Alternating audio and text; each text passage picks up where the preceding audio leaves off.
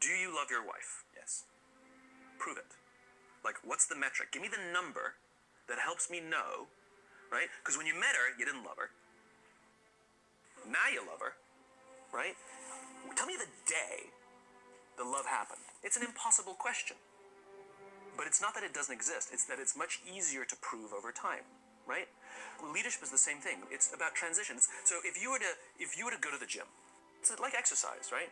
If you go to the gym and you work out and you come back and you look in the mirror, you will see nothing. And if you go to the gym the next day and you come back and you look in the mirror, you will see nothing, right?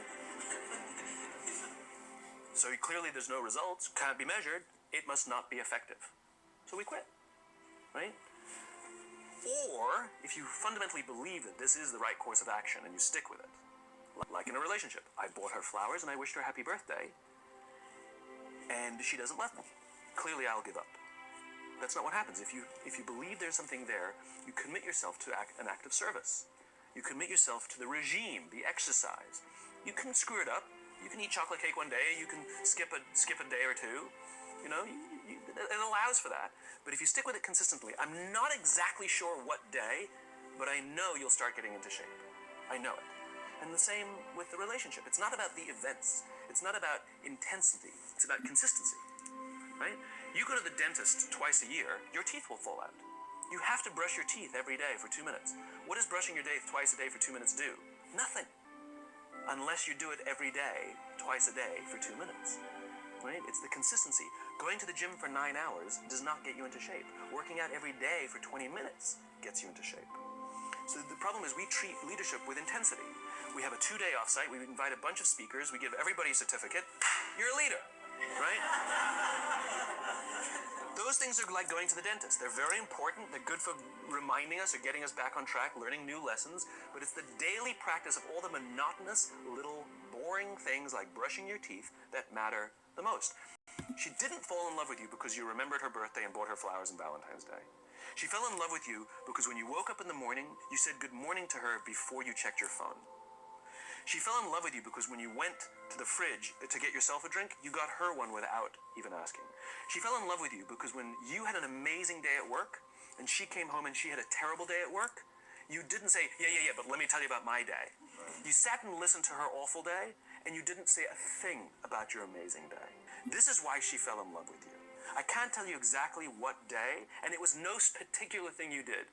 It was the accumulation of all of those little things that she woke up one day and as if she pressed a button, she goes, I love him, right? Leadership is exactly the same. There's no event.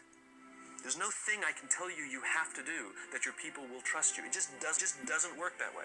It's an accumulation of lots and lots of little things that anyone by themselves is innocuous and useless. Literally, pointless by themselves. People will look at little things that are good leadership practices and say, that won't work. And you're absolutely right. But if you do it consistently, and you do it in combination with lots of other little things, like saying good morning to someone, that looking them in the eye.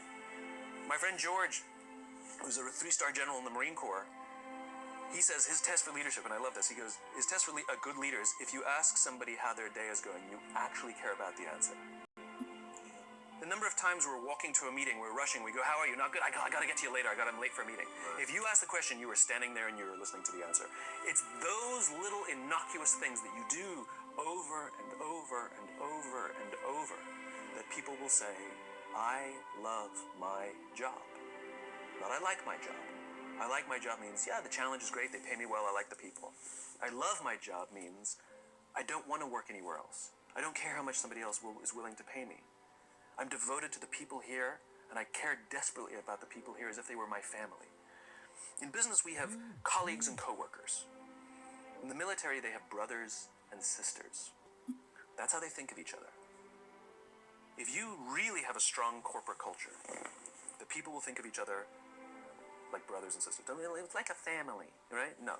Brothers and sisters. Deep love. Fight, but the love doesn't go away. Bicker, the love doesn't go away. And I'll fight with my sister, but if you threaten my sister, you're going to have to deal with me. Right? We'll fight internally, we'll bicker with each other, but nobody's going to hurt each other, and if anything from the outside shows up, you're looking at a unified front. Brothers and sisters. Now, how do you create brothers and sisters out of strangers? Common beliefs, common values, you know?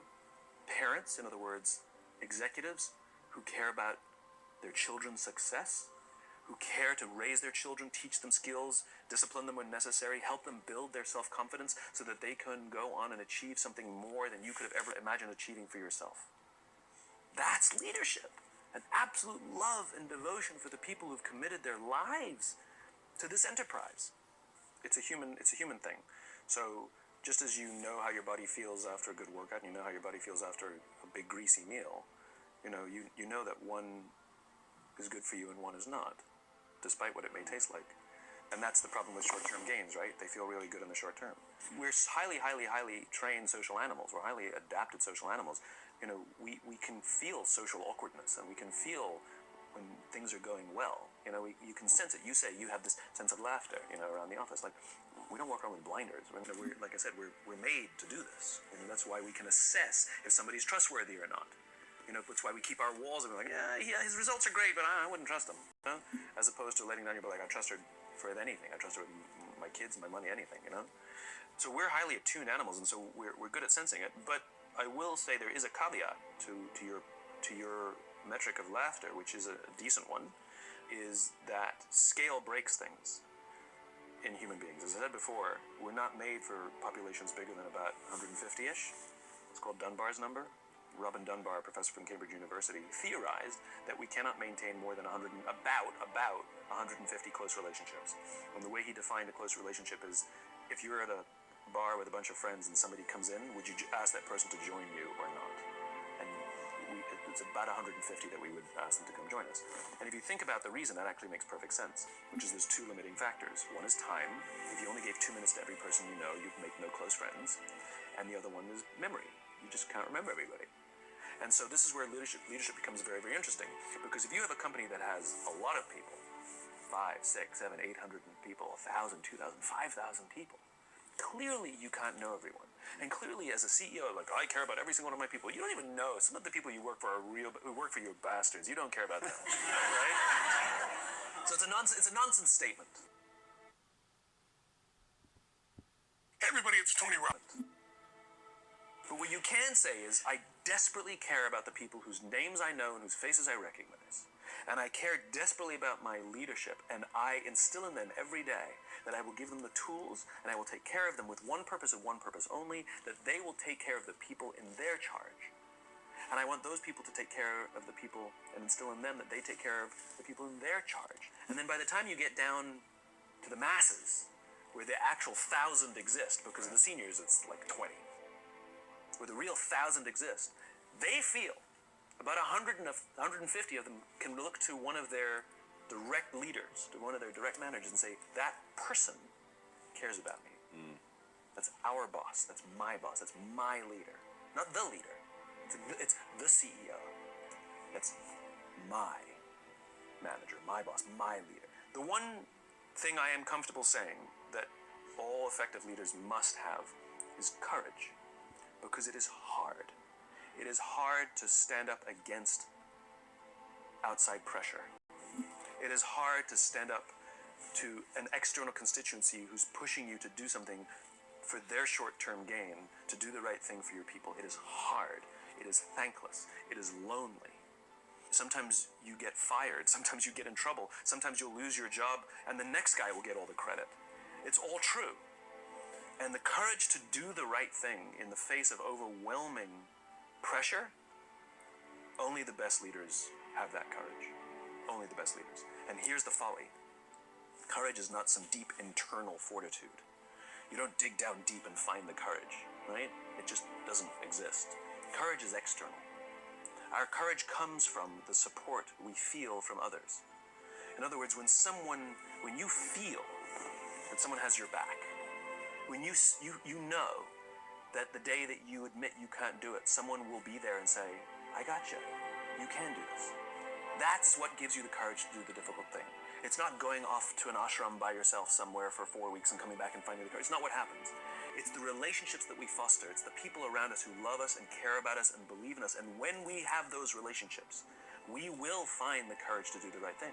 And when you act with courage, that in turn will inspire those in your organization to also act with courage. In other words, it's still an external thing. That's what inspiration is, right? I'm inspired to follow your example.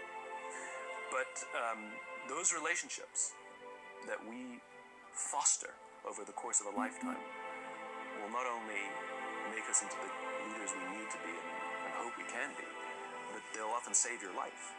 They'll save you from depression, they'll save you from giving up, they'll save you from any matter of, negative feelings about your own capabilities, your own future.